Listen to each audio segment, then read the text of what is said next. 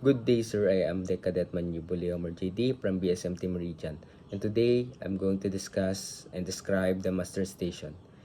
What is muster station? A muster station is a designated location on a ship where crew members and passengers must gather in emergencies. It is typically marked with a clear signage and is located in an easily accessible area on board. Muster stations are assigned based on a person's cabin or work area, are essential for ensuring everyone on vessel knows where to go for safety instructions during emergencies such as fire or evacuation. At muster station, people receive guidance on donning life jackets, lifeboat assignments, and evacuation procedures from trained crew members. Procedures in different types of emergency. First, fire alarm. Crew members quickly proceed to assigned station with firefighting equipment to contain and extinguish the fire.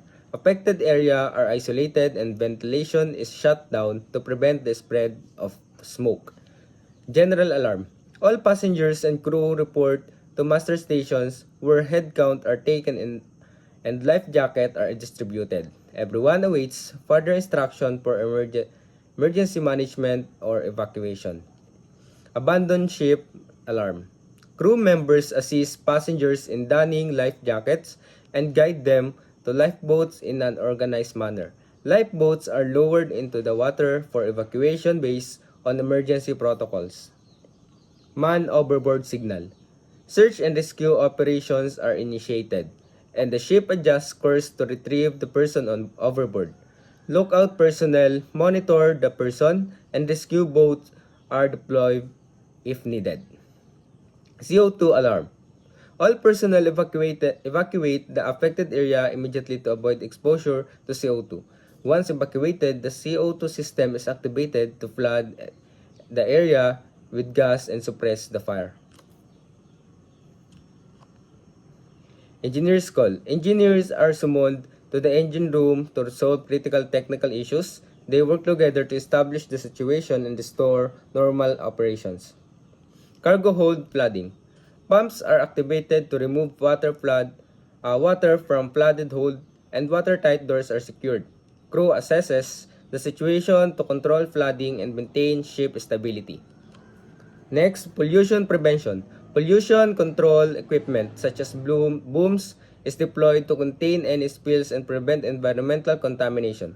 The incident is documented and relevant authorities are notified. Last is engine room flooding.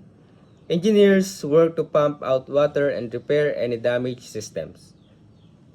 The primary focus is on maintaining vessel stability and preventing further damage to equipment. Importance of training and drills on board ship. Training and drills are essential on ship to ensure that all crew members are prepared to handle emergencies safely and efficiently.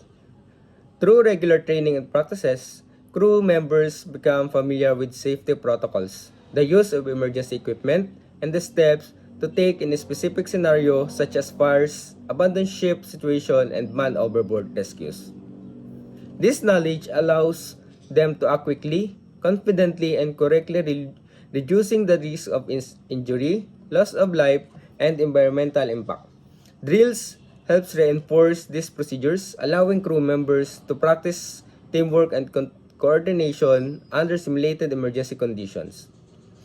Regular drills also help identify any gaps in emergency preparedness, allowing for adjustment and improvement to procedures or equipment as needed.